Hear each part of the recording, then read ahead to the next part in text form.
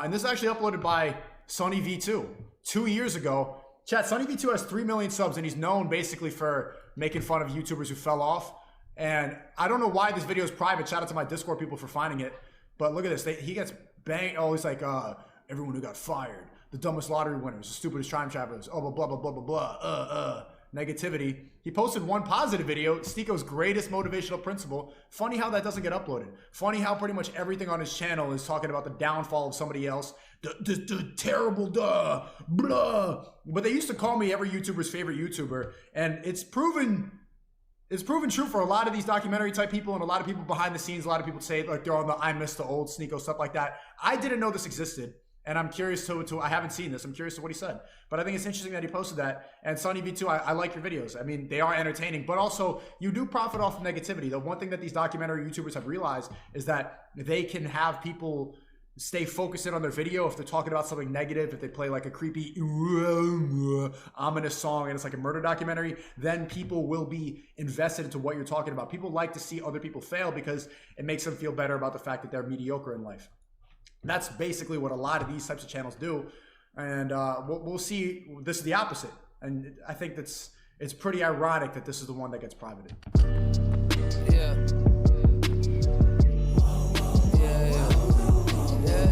Why do we biologically perceive uncomfortability to be a negative emotion?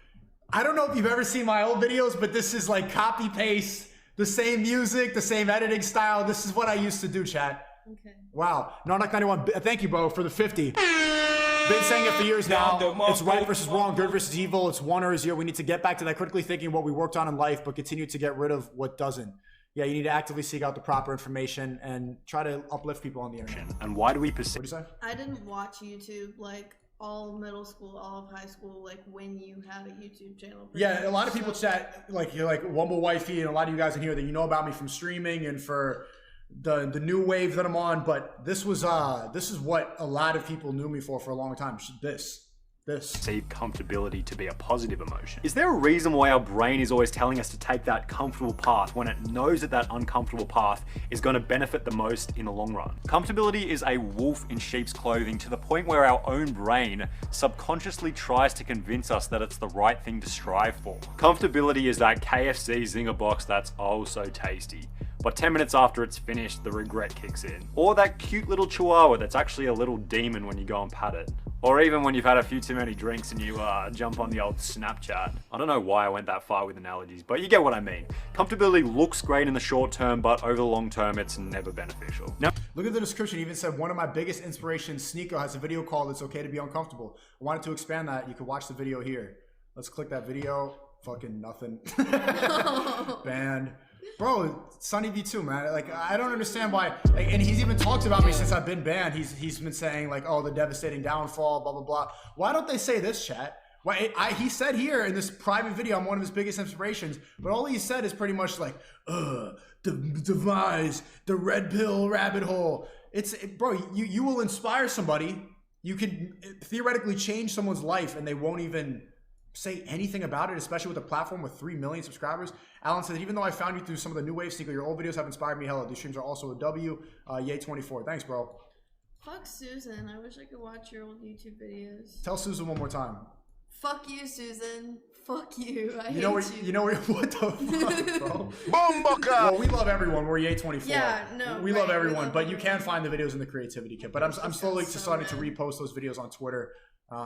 But yeah, they're all in the creativity kit. Cute little chihuahua that's actually a little demon when you go and pat it. Or even when you've had a few too many drinks and you jump on the old Snapchat. I don't know why I went that far with analogies, but you get what I mean. Comfortability looks great in the short term, but over the long term, it's never beneficial. Now I'm going to encourage you to think back to as many points in your life as you can where you felt extra uncomfortable. I'll give you some of my personal examples so you have some food for thought. Exams, job interviews, exercise, editing this video, even asking girls out. Yeah, I pretty much always got rejected. Look at my head. You can almost objectively observe the outcomes for each of these examples. There's always a large chunk of observable benefit from each of these uncomfortable tasks. Exercise, fitter body. Job interview, money.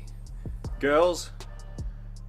Now think back to all the points in your life where you felt most comfortable. Watching movies, being at the pub having a schnitzel, which I am very guilty of. I don't think I can go a week without having a schnitty at the pub. Even smoking bongs in your mate's garage, which again I am very guilty of. But explain to me any of the long-term benefits of any of these exercises.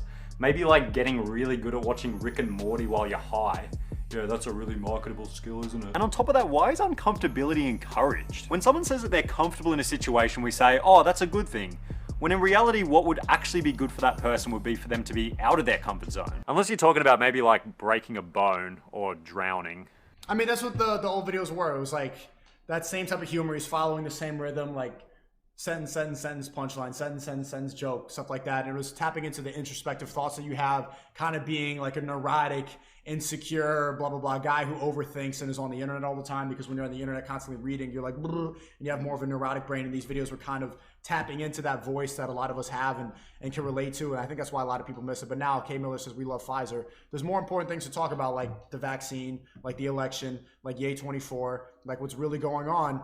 Because if I get to talk about this forever, the people that say they miss the old SNEAKO, it's like, how much, like what's really being said? A lot of this is kind of just like therapy for internet guys.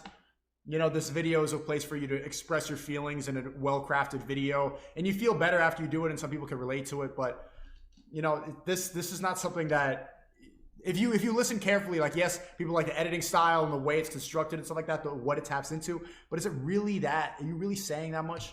Then yeah, it's probably better to be comfortable in those situations. One of my biggest inspirations for this YouTube channel, SNEAKO, got me thinking about this in one of his videos. His video titled, "It's Okay to be Uncomfortable," has 2 awesome points. That the feeling of uncomfortable is the most effective way to learn about yourself. You'll learn about what you're afraid of, and you'll learn about what makes you feel comfort. You don't grow when you're comfortable. L Blonde Buzz. The feeling of uncomfortability is the most effective way to learn about yourself, as well as you don't grow when you're comfortable. And I'll throw in my 2 cents here as well. You don't actually achieve anything when you're in a comfortable position. Comfortability is such short-term thinking when you really analyze it. It benefits us greatly in the short term, but over the long term, it's detrimental. Meanwhile, uncomfortability is difficult in the short term, but the long-term benefits are endless. Maybe then let's ask the question, why? Why do we avoid these uncomfortable situations? Resisting the unknown or comfort is tied to our ancestral drive to survive. But there's nothing that we can do to change that. It's in our biology to act that way. However, now that we're aware that uncomfortability is the natural... This goes back to what we're saying. Like, you have to actively seek out things that will make you better. You have to actively seek out information that's going to make you smarter. You need to go and work towards programming your mind in the right direction because of how many distractions there are.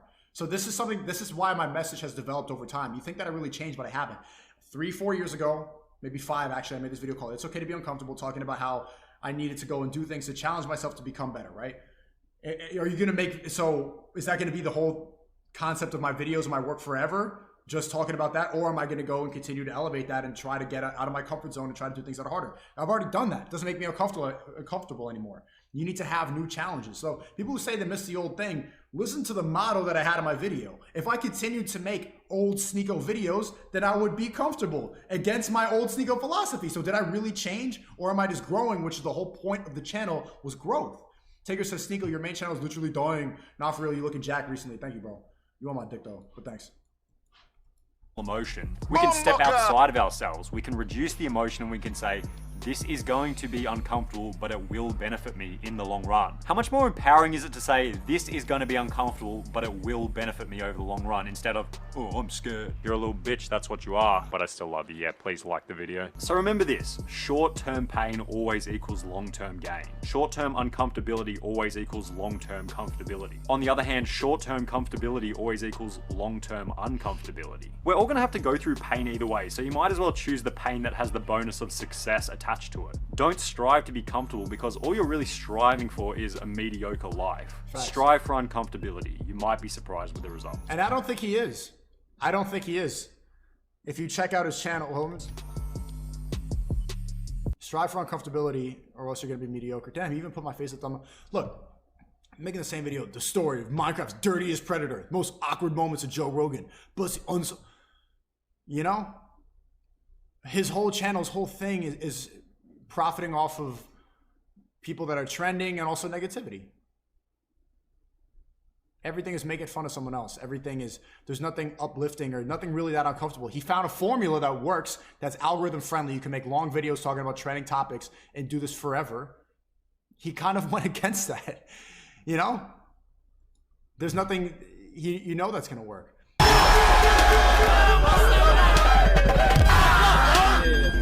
That's it. Your job?